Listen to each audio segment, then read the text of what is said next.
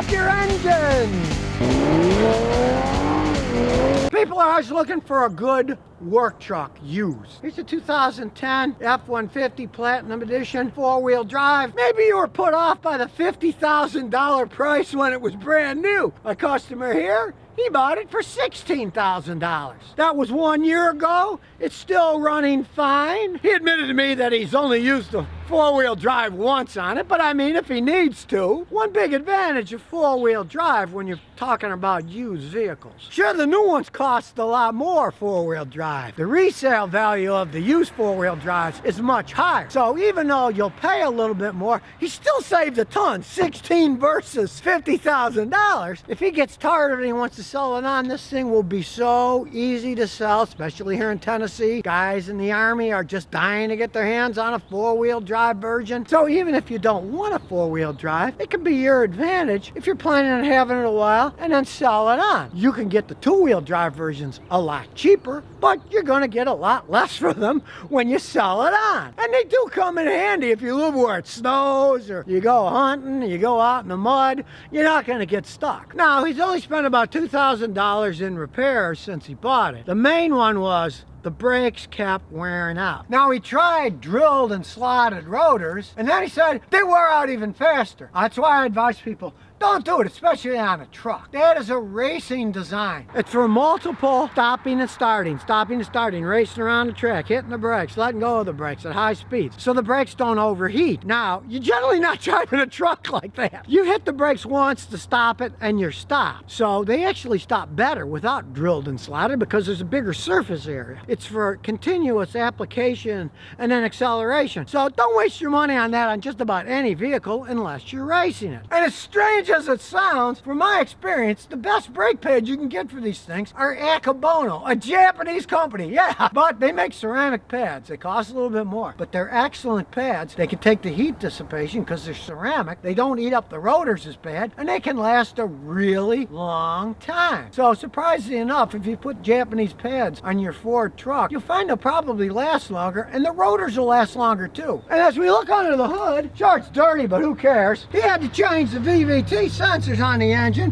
which is no big deal. He did it himself, bought them at Ford, and then it ran fine again. That's a typical problem with these engines, and hey, you can easily do it yourself. It's a simple job. Just watch my video on changing variable valve timing solenoids. They just bolt in and out, and the advantage of this particular design is, since it's older, you don't have to reprogram anything. On some of the new ones, you're gonna have to reprogram it, and then you gotta pay a guy like me. But on these older ones, you just pop them in, drive, and the computer figures it out itself. Another reason maybe buying a little bit older vehicle is a good thing. And here's a tip. This is a 2010 Triton 5.43V. The earlier ones had problems with the spark plugs breaking off, and Ford had to redesign them. So if you're looking at one older than 2010, you want to have the spark plugs checked. By now, most guys have swapped them out to Ford's new design. But let's say you got a low mileage one, maybe an elderly couple owned it, and it's still got the original spark plugs. In that case, you want to be very careful, and you want to remove them all. Go to Ford and buy the new redesigned plugs and put them in. It was a design flaw, Ford knows it. If you happen to get an old one that's still got the original plugs, you want to do that now rather than later, because if you do have a problem and they blow out, it can ruin the threads. You might have to put new cylinder heads in. In the case of if they're in there and you can get them out with a long extension bar and a socket, do it now. Buy one that's 2010 or newer. They don't have that problem. Now, the other thing that went out was the alternator. Typical Ford alternator.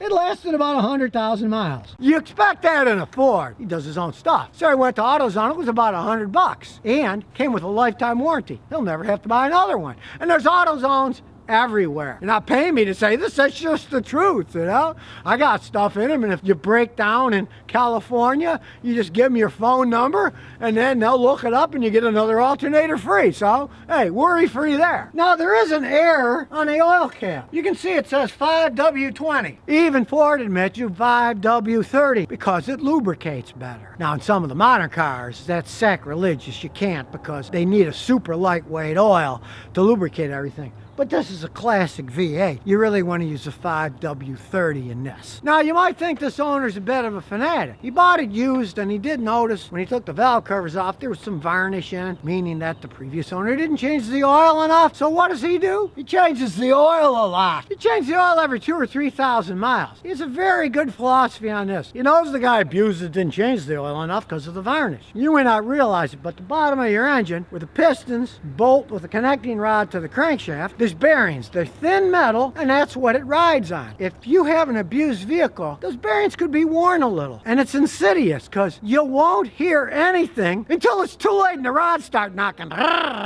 Then you have to rebuild the engine. If you change the oil a lot, if there was any wear, it's going to really make wear less. And you do have to consider that the rod bearings are where? On the bottom of the engine. Okay, where does the most gunk go? The bottom of the engine. So it only makes sense. Oil is cheap, engines are expensive. And in doing so, this truck is treating him well. It runs like a clock, shouldn't have any engine problems. And I mean, this guy's pretty smart with his trucks. His previous one was a plain two-wheel drive Ford that he bought for $8,000, got hit by deer, and made a few thousand on that by getting it fixed at a Maaco and pocketing the difference, and then selling it for the same price that he paid for it, $8,000. Just think, the original owner of this thing lost $34,000 when he sold it. He bought a used Ford, and not only did he break even on buying it and selling it, but he made thousands when it got hit by a deer by getting it fixed cheaper. He didn't care. It still looked okay, obviously, because he sold it for $8, but he actually made money on the deal,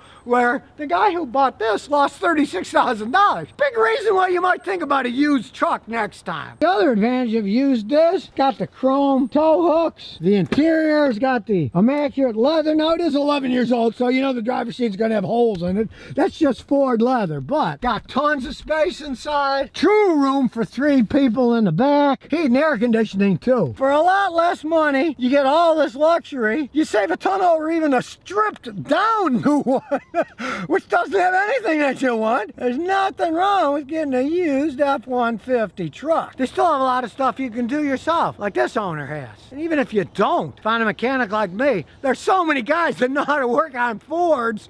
It's not like you're taking it to a Maserati dealer. It's going to be a $4,000 tune-up, you know? They're common vehicles, people know how to work on, and parts are dirt cheap. Look at that $100 alternator. Try that with any modern car. It's going to be a lot more than that. Now you might say, this big old thing, what, a gas hog? Well, it gets 22 miles a gallon on a highway. You can't argue it with a huge vehicle like this. Hey, check it out. A sunroof and a pickup truck. What's the world coming to? And if you really want the height of redneck luxury, an electric window to get into the bed, so you can throw things in the bed while you're going down the road and don't have to slow down. Now here's some real world advice on flex fuel. His gas mileage on his normal commuting went from 20 miles a gallon to 12 when he tried out flex fuel. So he doesn't use it anymore. Now, of course, it ran perfectly fine. The thing is, ethanol burns cleaner. But there's a big problem with ethanol, is that it has less British thermal units, BTUs, than gasoline. About 20% less. But he got a lot worse than 20% worse gas mileage,